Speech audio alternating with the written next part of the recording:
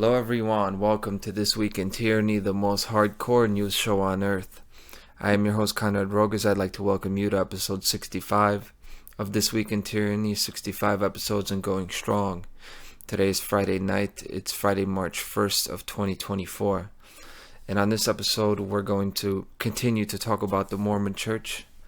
I'll bring up Adam Steed again, and I will also talk about the big news topics of this week, kind of the way I usually do things here, but we'll tie it in.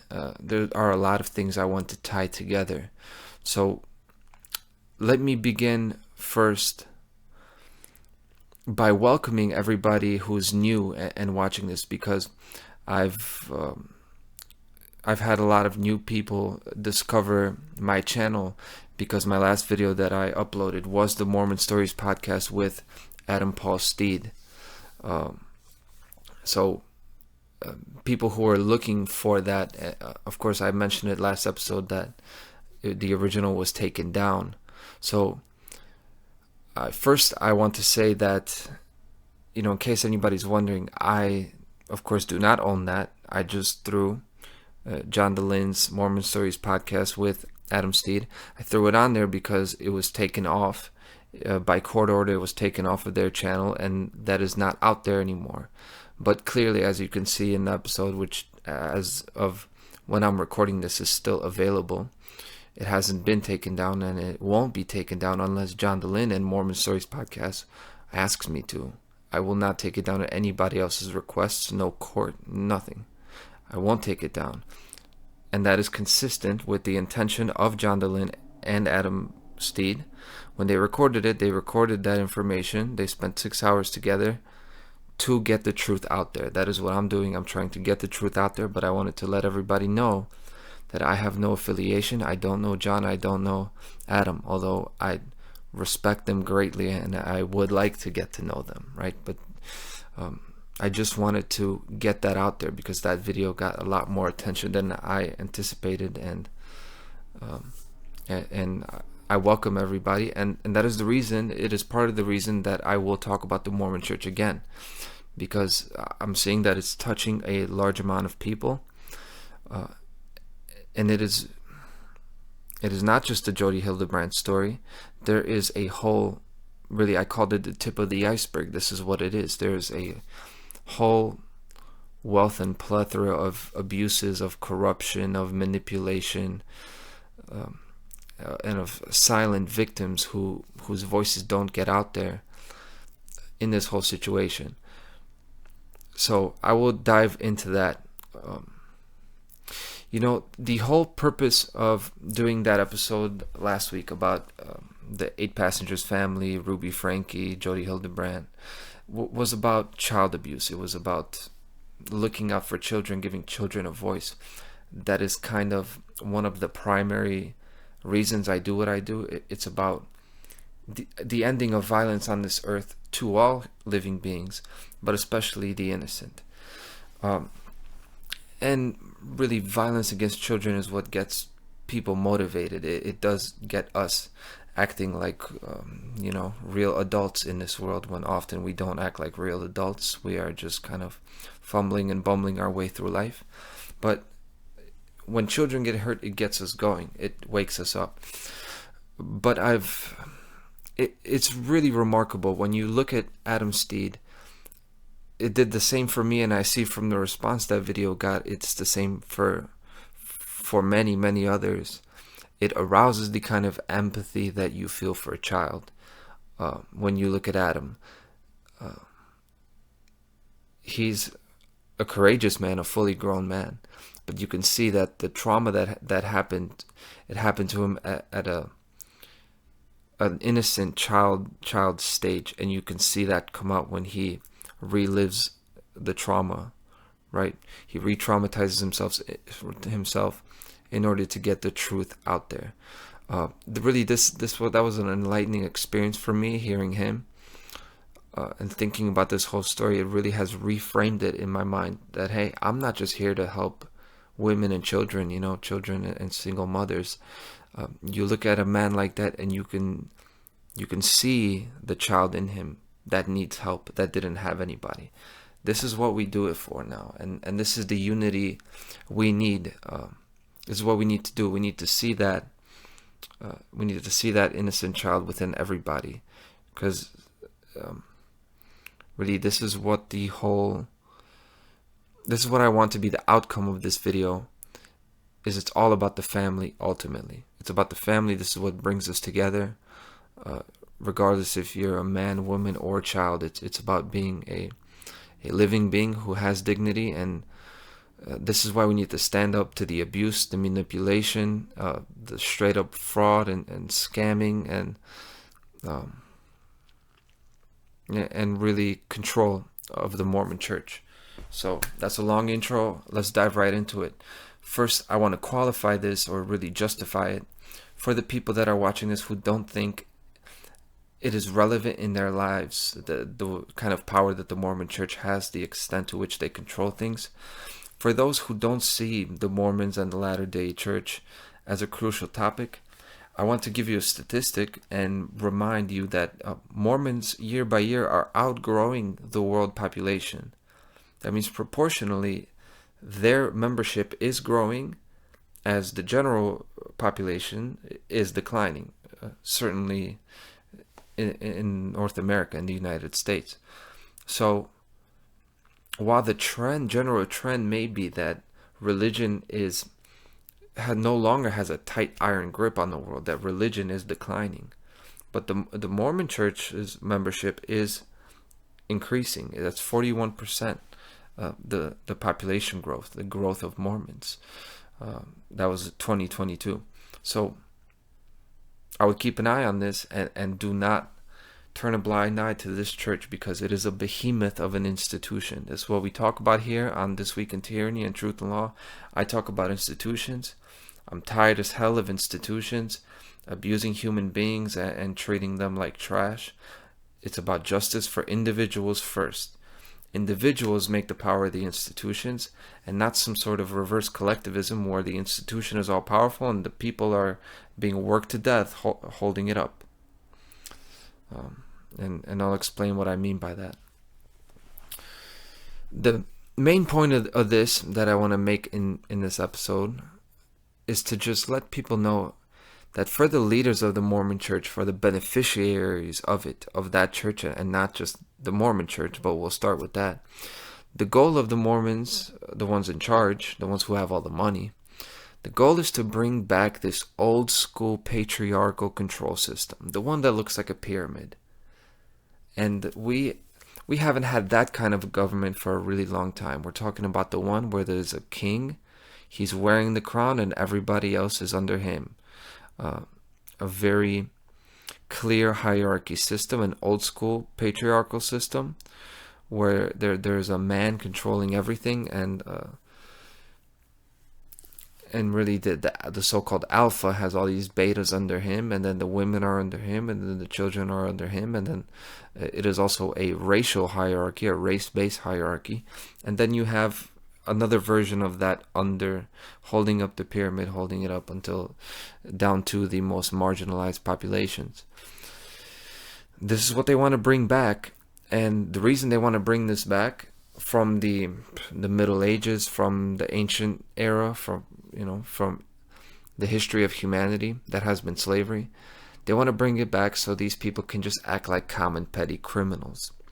And I've made a presentation about this. It's called Babyface Criminality, where I talk about the actions of these worldly institutions as being the same, essentially, mirror images of the actions of petty criminals, common crooks, common thieves. These are the people who are living and existing within government today, within the court systems, within banking, within military and police. There are so many common crooks and thieves, just everyday criminals that are masquerading as good people and masquerading as staples of the society, thanks to these institutions. And the Mormon Church, they They are harboring these scammers, these deadbeat dads, glorified deadbeat dads, and petty everyday crooks. What I mean by that is, I'll talk about the bank. I'll talk about the Mormon bank. Deadbeat dads. Well, there's so much polygamy in the Mormon Church. The polygamy is kind of a subset. It is a smaller sect of the church, but it is a big deal. There's a lot of this going on, and these polygamist cults, these families, these clans, are really, it is just a blast from the past, but not in a good way. They've got all these wives, they marry them, and the women end up taking care of everything. And these people just rake in the wealth. They take the wealth they make. They even have many of these women on welfare, collecting the welfare from multiple wives, multiple houses, and they get the benefits for that, the support from the government, and they just take that. It's incredible how many Mormons behave like pimps, like everyday pimps, like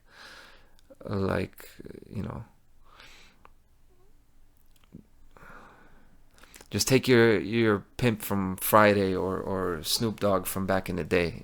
Ironically, you would never, by their look, you would never really clump them together. But this is the way they behave. It's about their behavior, right? By their fruits you shall know them. And all in all, petty everyday crooks. That is these abusers. That is these people that beat their women. And that is all under the covers of the Mormon Church. Now, I talk about them because they stand out today as a blatant and egregious example of manipulation, of control, and of abuse. They're not the only ones abusing children. It's not like this doesn't happen in the Jewish homes and the Christian homes. These abuses are going on throughout the world. They're going on throughout the world. Here in my city, in Chicago, in the big city, the furthest thing from a Mormon stronghold, yet the same patterns are pervasive. They could be going on next door, and we wouldn't know. And that's why I'm going to now talk about some of the topics of last week. What went on last week? We're going to go through the news like we usually do, relating it though to the Mormon Church. This is the whole point. Now, the first kind of topic or concept is this self-denial and self-repression, as I call it. And spoiler alert, this is going to be about sexuality and the toxic obsession with sexuality that is present in the Mormon Church. This it's not new, but it's a neo-puritanical approach. And purity culture is really about denial and perfectionism. And if you know anything about perfectionism, it is the easiest and surefire way to not get any good work done. If I was a perfectionist, I would never do a show, because it would just be impossible. I've already stumbled so many times. I've delayed the intro. I've been talking for too long. I had to originally restart it. I do it almost every video because I never get the beginning as I want to. But, you just have to run with it. You just have to face reality. That's what it's all about. When you're trying to function in the real world, you have to face reality. And the Mormon Church's stance on sex and masturbation is not real. It's not based in reality. It's a illusory, abstract Puritanism that does not happen in actuality. But the story that connects to this is actually the Texas wildfire. A terrible event. It's the largest fire in Texas history. And unfortunately, this has been happening more and more. We've had the Canada wildfires sending the smoke. We had the wildfires in Lahaina in Hawaii. It seems like there are fires in California all the time. And you can look at a map of these. They're all throughout the country. Of course, these are all blamed on climate change, global warming, right? This is the big deal here. When you see such a big narrative being pushed and you're seeing, okay, we understand that a changing climate is going to create extreme weather events. But when it seems like a few years ago we didn't hear about any major wildfires, And now, after the pandemic, in a scope of several years, only 2-3 years, you're having these gigantic fires, these big events, recurring extreme weather events. Right at the same time, at the World Economic Forum, in their global risk report, they themselves have said that for the year 2024, the biggest risk they anticipate is extreme weather events. Now, they prognosticate this so accurately. It's such Nostradamus level prognostication. Doesn't it just seem like we should look at the motive here? When you see damage occur, harm is done, you look for a motive. You don't assume that something happened by happenstance. You have to look at the motive. And I'm stopping short of saying what I have said before. I've talked about geoengineering before. I've talked about the occult network of control creating these, really, I call it environmental terrorism. But I won't focus on that too much. What I want to talk about is the climate change part of it. Because this is what it's all about. No matter what set the fire off, no matter what nature ignited the fire, whether it's directed energy, whether it's, dry air, whatever it was, an act of God. The point is, as of now, carbon dioxide, burning hydrocarbons, as you call them, fossil fuels, that is human activity today. That is just the way we do it.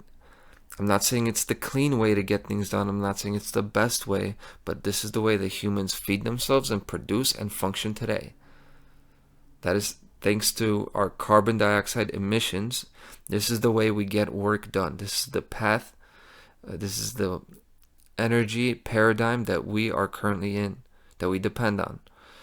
It's the way we function in the world today. Now, of course, you have the World Economic Forum and the United Nations. You have all these agendas to go zero carbon, to go carbon neutral. You're seeing the groundwork being laid for that in California. They're not going to allow the sale of gas-powered cars in just 10 years, right? 2035. And what that will effectively do is totally, at first it's going to hamstring and curtail human production, and ultimately, if it is allowed to continue to its fruition, it will kill humans. It will kill a large number of the human population, because it would be a denial of reality. We are not ready to live in a clean energy paradigm the way that is presented through these global think tanks. In a funny way, of course, many of you know this, that the real clean energy paradigm is one that the energy companies will not allow, and it is really quite the opposite of these carbon neutral agendas. It's not nuclear. It's not nuclear power. It's not wind. It's not solar. These are not really the energies. These are just red herrings, because they do not work. Real energy that works would consist of harnessing the energy from the atmosphere, a la Nikola Tesla, and that getting and free energy from the ground that is in the ground and in the atmosphere. That is the future of energy, but of course we will not get there. They want to limit the carbon because that will limit our functioning as human beings. How it connects to the Mormons and the Mormon Church is because this is the same thing they do with sexual energy and sexual expression. The Mormons, with their policy of purity, turn it into sexual repression, because masturbation is as humans currently today, this is our form of emotional regulation. It regulates our emotions and our desires. So when they tell these kids that it's a sin and it's up there with murder, and you're supposed to confess it and feel shame and guilt around it, this is what you're doing. You're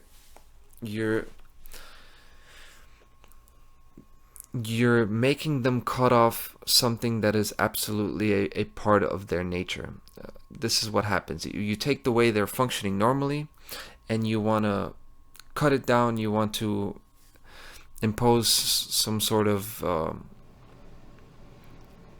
ambiguous, regulations on it. You want to be the arbiter of what's good for the earth, what isn't good for the earth, not based on scientific data. Just the same way there's no scientific basis for saying that masturbation is a problem at all, because it is not. But this is what they do with sex, but really they're doing it there to control marriages, to control sexual energy, because that is where you need to control people, because again, this is the stage where you're going to hit somebody before they grow up. You're going to hit a child that is fearful and anxious of this. As their body is changing, you want to lock them down, shut them down right there, and control them that way. And as someone said in the comments on the last video that I uploaded, it is a predatory religion. So I will expose it. And this is why I talk about the Mormon Church and other religions this way, because there are predatory aspects to all major religions. And I'm just exposing those. I'm not talking about that everything about it is wrong, of course.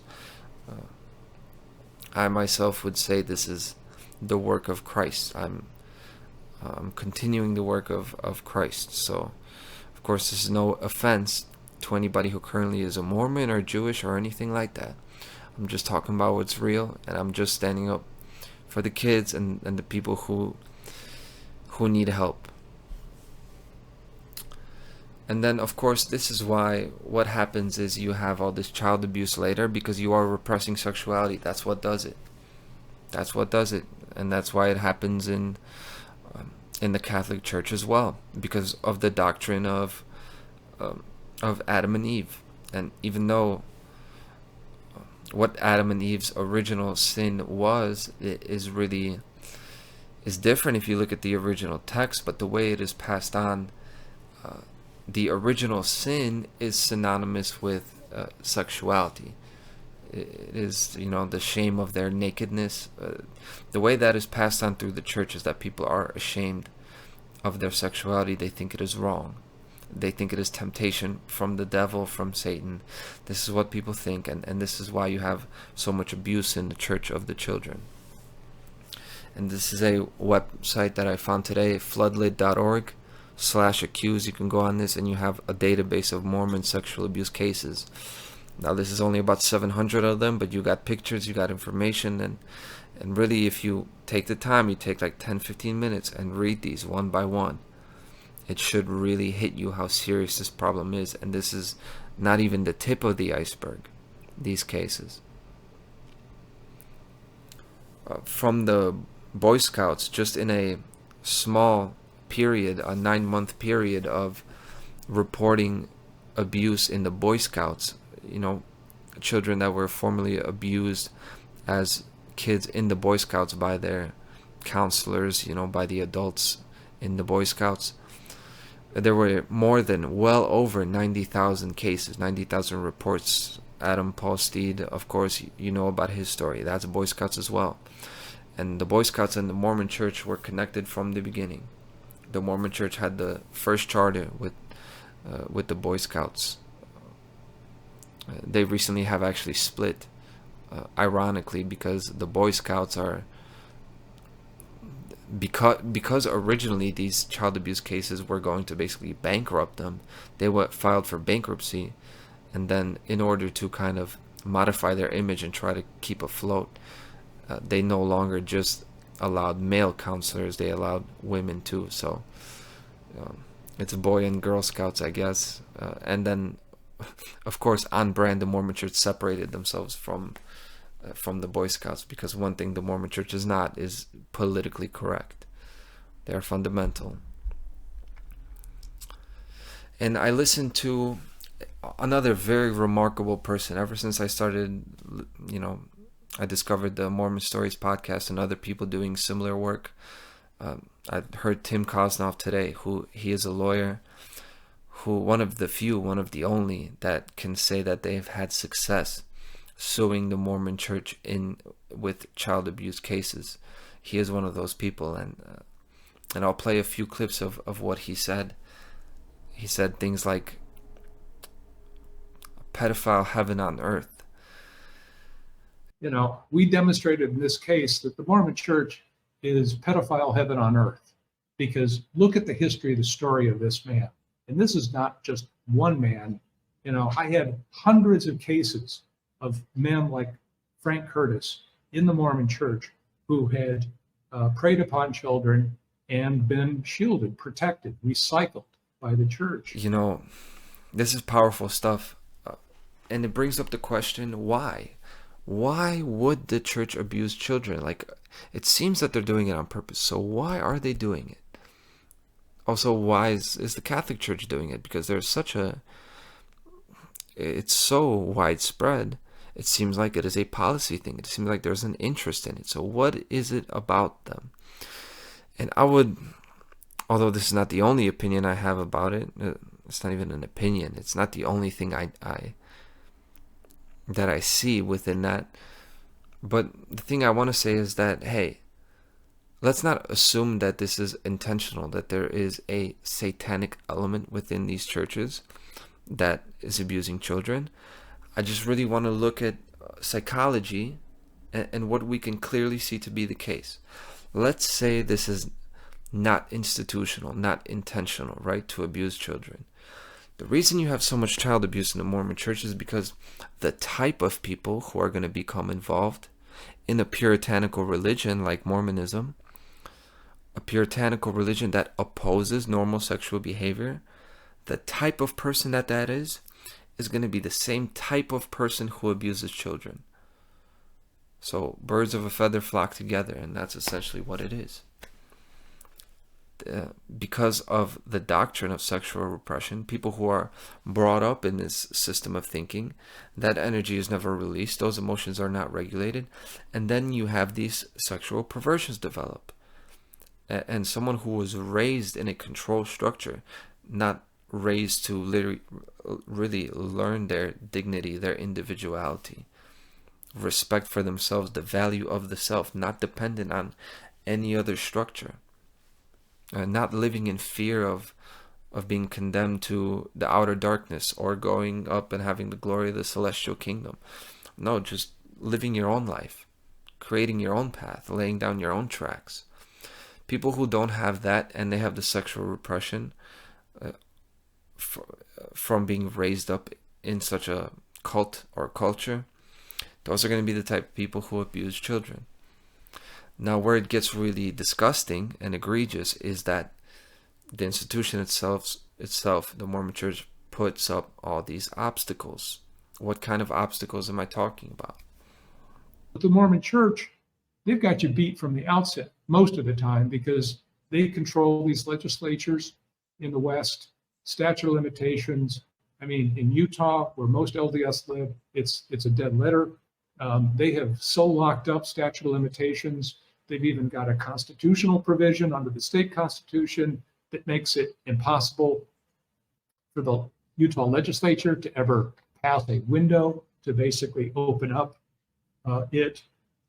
And they've inserted so many other poison pills in the law in Utah that, you know, most of the time I get a call from somebody in Utah, I'm just going to say, I can't help you, and I don't think anybody can help you in the state of Utah because of the way the church has been able to control the law and the legislature. And even if you were to get the legislature to change the law, they're going to argue that they have a provision called ex post facto, a civil ex post facto provision in the Utah state constitution. You got these judges, you got these lawmakers, you got these politicians. They're going to get in the way, and ultimately you're not going to be able to really get the truth across. You're not going to be able to call them out or get, you know, the nation to really look at this because it's going against the church. So they are going to use all of their resources against you, and they have plenty of these resources. And Adam Steed was on the courthouse steps, and he told you about this, how people would not just let this go, about the obstruction that was in the way of him not only suing the Boy Scouts, but getting Jody Hildebrand's license taken away, and so on and so forth. And by the way they act, you see that this is not a church.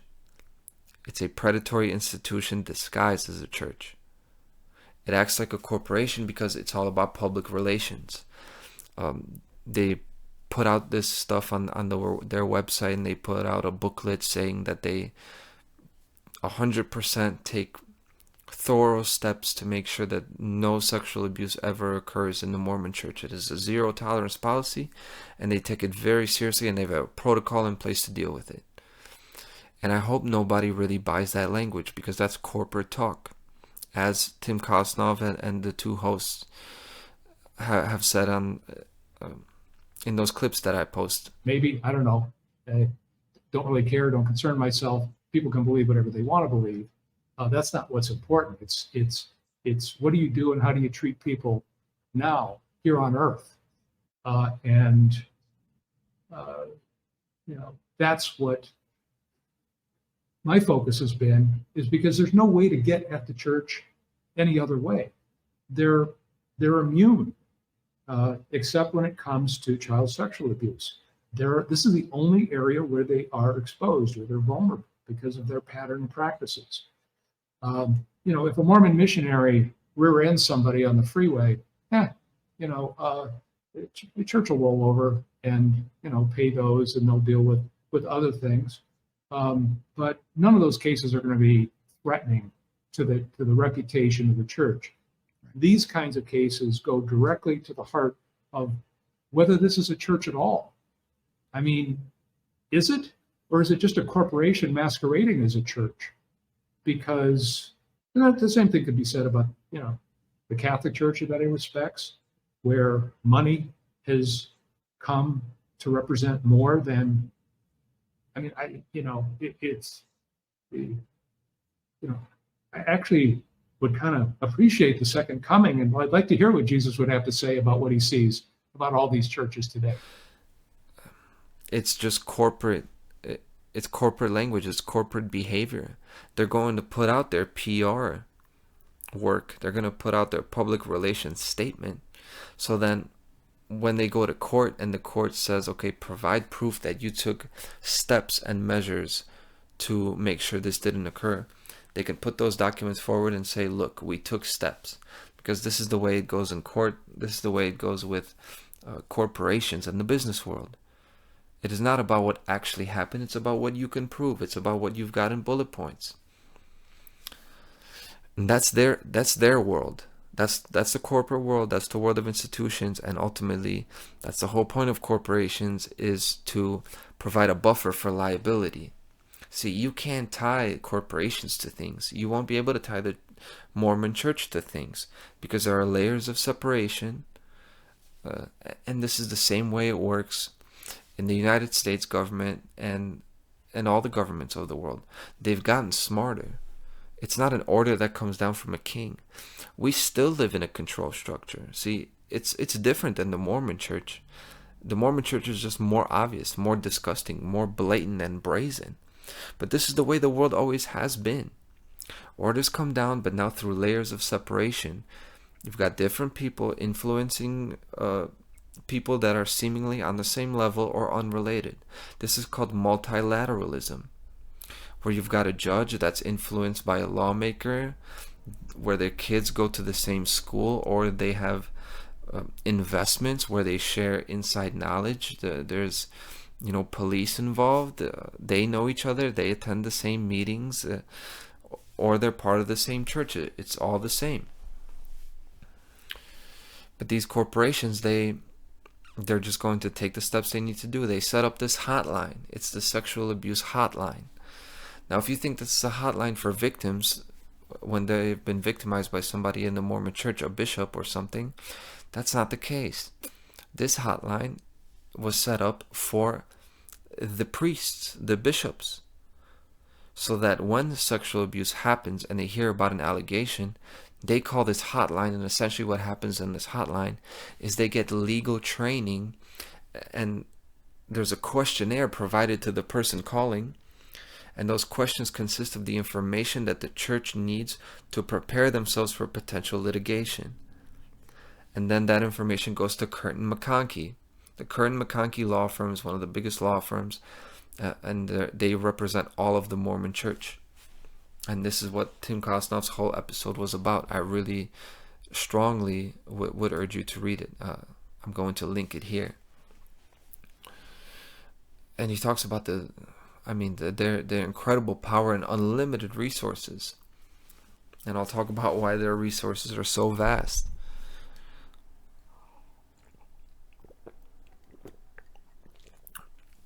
But I'll use that little break to transition to the next topic that we see through the news of this week. We see Vladimir Putin threatening nuclear weapons. This is kind of becoming a hotter topic because those threats, I'm not sure exactly what he said, but the point is, hey, Russia's threatening nukes again. What's new? And a lot of people are fearful of this, understandably. I always say, hey, don't worry about nuclear weapons. Don't worry about this world coming to an end through any kind of World War III. You know, this is another Mormon doctrine, you know, that the second coming is coming any minute now. Well, whenever cults like the Heaven's Gate cult, they commit mass suicide, it's always because they anticipate an end-of-day scenario. There never is an end-of-day scenario. The only thing you can plan for is the next day. And when you wake up the next day, the world is going to be the same that it was yesterday. And the only change that ever happens in the world is based on the actions that you yourself take. That is how these people think within these institutions, and that's why they are winning. So, but really the point, the connection I see between Putin and these new threats and the Mormon Church is because the Mormon Church uses the same kind of us versus them thinking. It's a core enmity within the teachings, within the church. It's us versus them. And Mormonism has a large history of that, of course, because at the time of the founding, the Mormons were a combatant against the United States government. So you can see this in all cults. The stronger a cult is, it's always accompanied by a strong sense of the world being against them, us versus them. Only we understand each other, right? Loyalty only between the members, not for anyone else. And this is what really, it does galvanize people. It brings them together through fear. And this is what's happening in Russia. The reason Vladimir Putin can make these threats is because he has high public support over there in Russia, not just because he rules with an iron fist, but it's because he sees all of the world mobilize. I mean, they see all of the world, the Russians, everyday Russians, they're seeing everyone else in the world mobilized against them. What was the point of everybody in the Olympics, in the World Championships, not allowing Russia, not allowing Russian flags? Everybody sanctions them. Everybody hits them with an embargo. Did it make Putin less effective at dragging on the war? No, he's doing it to this day. But what it did is it gave him a reason to mobilize and gather public support in his own nation. That's what stuff like this does. And this is what I tell people. Hey, you're sending aid to Palestine. You're sending aid to Ukraine. Not only do you not really know where the money's going, it could be going just to perpetuate the endless war machine, the military-industrial complex, but two, and most importantly, when you give aid, you're supporting not the person you're aiding, but you're mostly supporting the aggressor.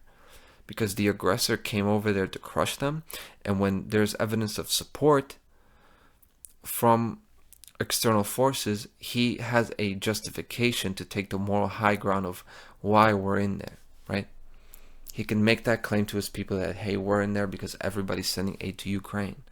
But when you send the aid there, it's not going there for a total war scenario like the way that in World War II at a certain point Hitler was going to be stopped. And that was a decision, and it was a joint effort, and that's something different now. You see, this is not the way it's really done. There's no real advance being made against Russia. It's a proxy war in a buffer zone, and it's going to go on for a very long time, just like the war with Gaza and Israel and Palestine. If you're still with me, you know, I have a lot of controversial views. They're really not controversial. But when you investigate these things, there's a pretty simple truth, but it's very uncomfortable because it usually lies outside of both sides. And it's a lonely place to be when you realize that there were illusions on both sides. And there are just lies everywhere. There's a very tiny, tiny sliver of truth. And there's no cult making you feel a sense of belonging. You know. So, I talked about money earlier. I talked about control of resources. So, we'll talk about that here. The Mormon Church controls its resources like no other. It is the richest church. It's one of the richest institutions on earth, because it is, of course, part of the doctrine that everybody pays money to the church. It's not just a collection basket like in the Catholic Church.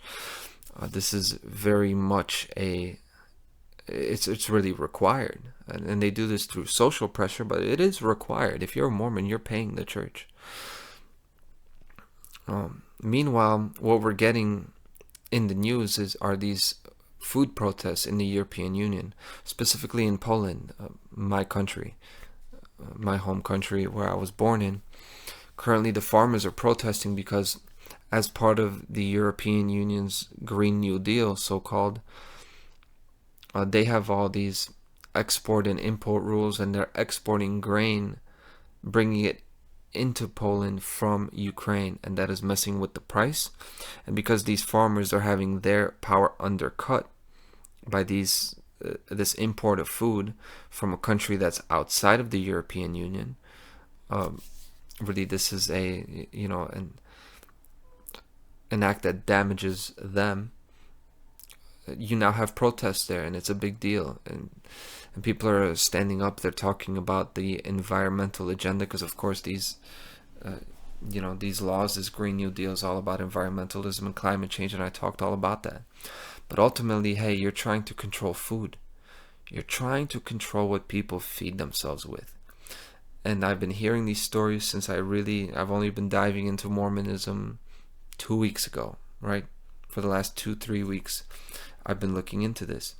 And I find it very alarming that in these fundamentalist groups, you have these Mormon banks, and the Mormon bank is really even worse than the corrupt everyday financial institutions, because you can't get your money anytime. They could refuse to give you your money for any reason. It is incredible. It is like a modern version of feudalism and slavery. And look, my show is all about recognizing societal patterns. So the pattern that I see is that modern day monetary policy is just like the Mormon bank, where they can just take your money and you don't know, and you can't get it, and you don't know why. You don't know why your money has gone away. Hey, they're cut from the same cloth, if you ask me. Because when you have the printing of money, you have printing new money, what they call it, monetary easing. They're giving money out there, they're bailing banks out, they're printing more. That is, by definition, it's going to inflate the currency, right? It's going to, if you're going to increase the total supply, if you're going to dilute it, that is literally like taking money out of somebody's pocket. Literally. And people don't get that, but it's the same effect. Now, when I say Mormon bank, who am I talking about? I'm not just talking about specific Mormon banks like in these extra fundamentalist sects, like very fundamentalist clans. Let's talk about the Zion's Bank. Zion's Bank was founded by Brigham Young, one of the top 3 figures in Mormonism. Brigham Young University is named after him. That's the largest bank in Utah. And you could listen to Tim Kosnoff saying, hey, the Mormon Church essentially runs Utah. That's what I said in my episode last week. That's what Adam Steed says. Hey, that's no secret. Mormons run Utah. And Zion's Bank is the largest bank in Utah with 95 offices. Wells Fargo Bank has 79. U.S. Bank has 46. Chase has 45. These are giants. And they're dwarfed by Zion's Bank. And then, of course, tying that in with Kosnoff, and the law and the child abuse is that they have all this money that is taken from the people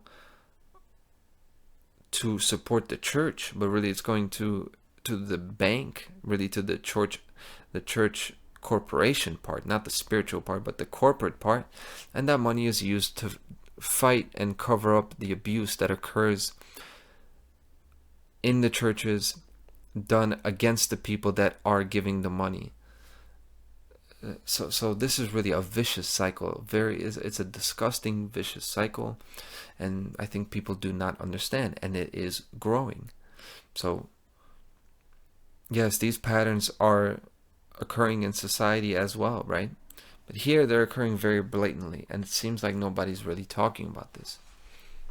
Even though clearly very many people are affected, because I throw up Adam Steed's interview and I got 10,000 people looking at it in just a few days.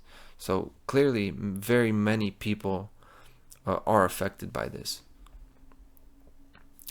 Now the final story that I wanted to mention is that story about 100 people that died in Gaza near a food truck. Essentially, there was big crowding. Of course, you got starving people. There's war there, right? Ongoing war, and there's food, so they all crowd the truck, and then whether someone got trampled or there was some kind of a scuffle, there were warning shots, and it caused a stampede, and then the shots were fired at the people, and 100 people died in that event. So you have to go back to what is causing the war, what is really allowing this war to go on, because war is terrible and you're always going to have death, and there's no justice. There's no justice in war.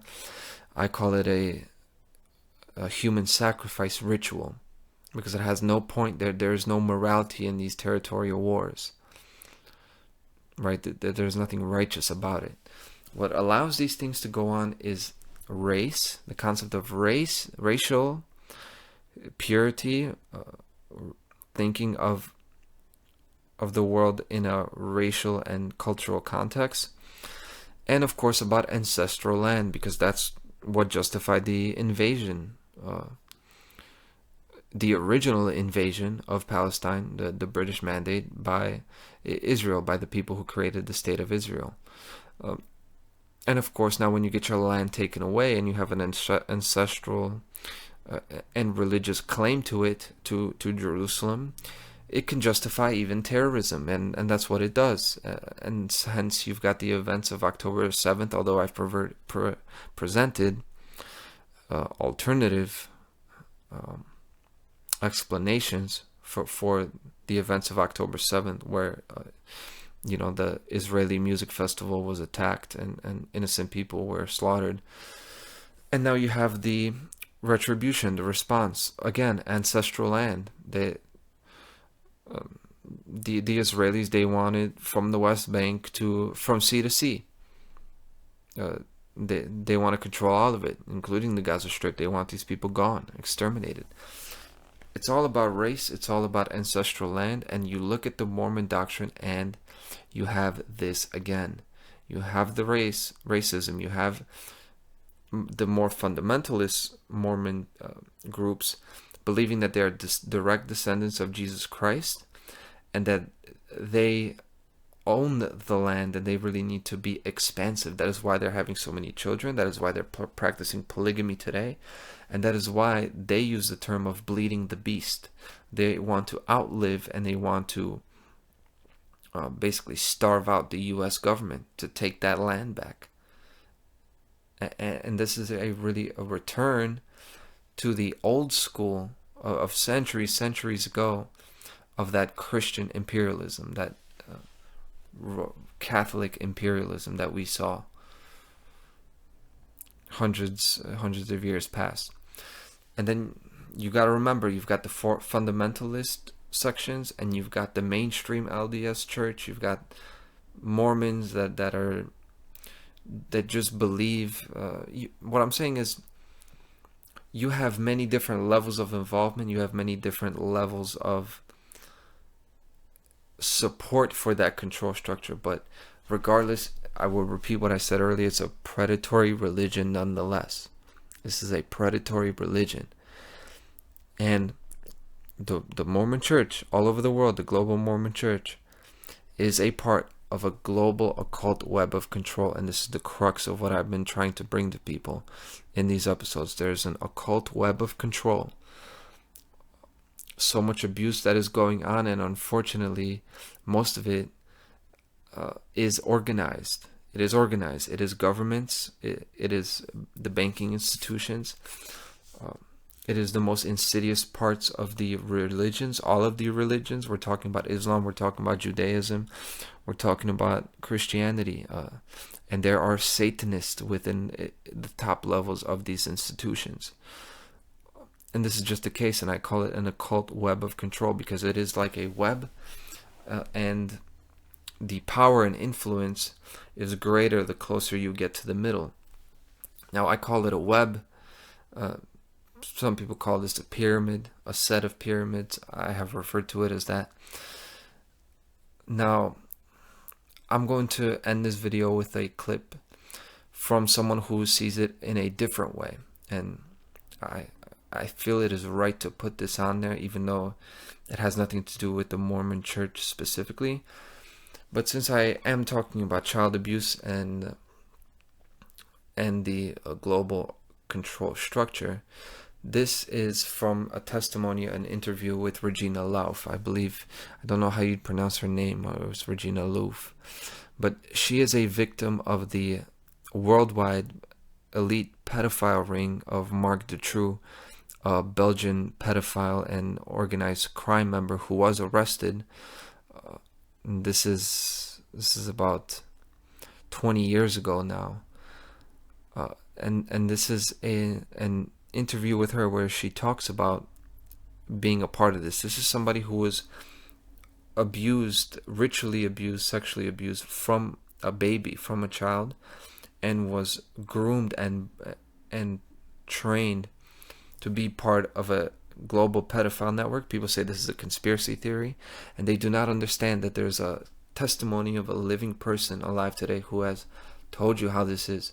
And Regina tells you how that pedophile network is like an onion, where you've got the people on the outside, they're into the more benign stuff, just underage girls, and when it gets deeper and deeper, you've got the crimes being more and more sickening and horrendous and satanic and devilish. And this is what it is. And the reason I bring that up is that when you get to the core of these institutions that are hurting people, there's abuse going on in these institutions.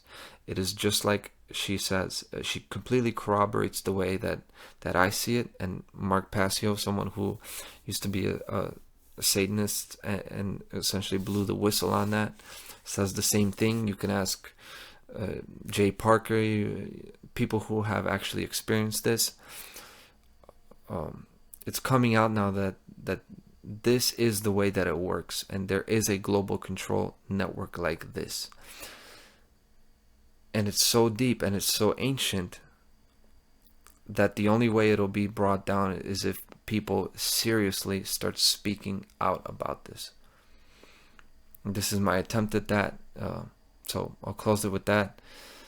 Thank you very much. And hopefully I'll see you next week on This Week in Tyranny. Bent gekomen, dan moet je zwijgen, hoe dan ook. Het netwerk bestaat eigenlijk uit, je kunt het vergelijken met een ajuin dat je moet pellen. Er zijn dus heel veel verschillende cirkels die zich concentreren naar een kern toe. De buitenste cirkel is in feite de hele soft. Dus mensen worden daarin op een of andere manier betrokken, maar het gaat allemaal heel langzaam. Er zijn meisjes, laten we zeggen van een leeftijd 16, 17, die er ouder uitzien. Zodanig dat je eigenlijk niet echt, je zit ergens op de grens. Je hebt eigenlijk niet echt door dat je met minderjarige meisjes bezig bent. Je wordt ook een stuk geïntroduceerd. Iedere keer weer kom je via een introductie in het netwerk. Je komt daar niet zomaar in. Dus iemand moet u daarin voorstellen eigenlijk. En stilletjes aan ga je dus een stapje verder, is dus een cirkel waarin dat, laten we zeggen, waarvan dat je bewust bent dat er jongere meisjes gebruikt worden, maar het gaat nog soft, dus er wordt geen geweld gebruikt, geen sadisme, geen gruweldaden, gewoon het gewoon naar bed gaan, maar eigenlijk niet meer dan dat. En dan kom je eigenlijk in nog een graad dichter bij die kern, dan zou ik best kunnen zeggen, dan ga je meer specifieke dingen krijgen.